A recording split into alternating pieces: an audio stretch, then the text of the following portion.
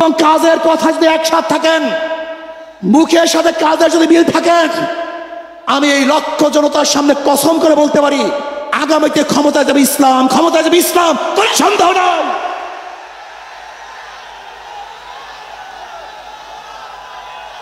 কিন্তু খবরদার যদি মুনাফিকি করি তাহলে এদেশের মানুষ সচেতন হয়েছে, এদেশের মানুষ সব জ্ঞানী হয়ে গেছে।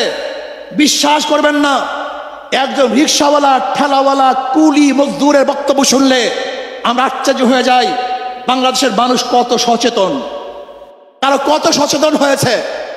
যদি আমরা মুনাফিকি না করি, যদি আমরা ঐক্যবদ্ধ থাকি, বাংলাদেশে একটা বাক্স ইসলামের নামে দিতে পারি।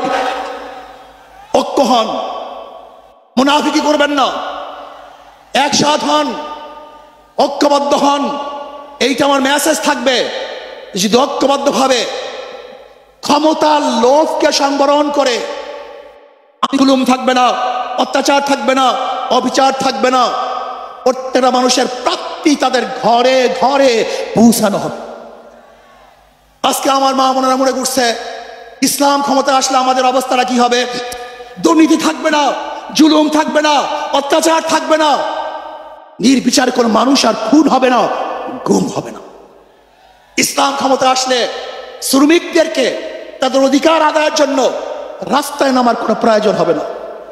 ইসলাম ক্ষমতা আসলে কৃষক, শ্রমিক, মজদুররা তাদের অধিকারকে প্রতিষ্ঠিত করার জন্য ইসলামী সরকার তাদেরকে নিয়ে কমিটি গঠন করে তাদের প্রাপ্তি তাদের কাছে পৌঁছায় দেবে।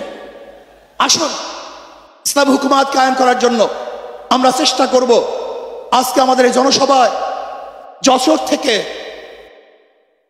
আমার কিছু ভাই আসার সময় তারা অ্যাক্সিডেন্ট হয়ে শাহাদাত বরণ করেছে। আল্লাহ তাদেরকে জান্নাতুল ফেরদাউস দান করেন।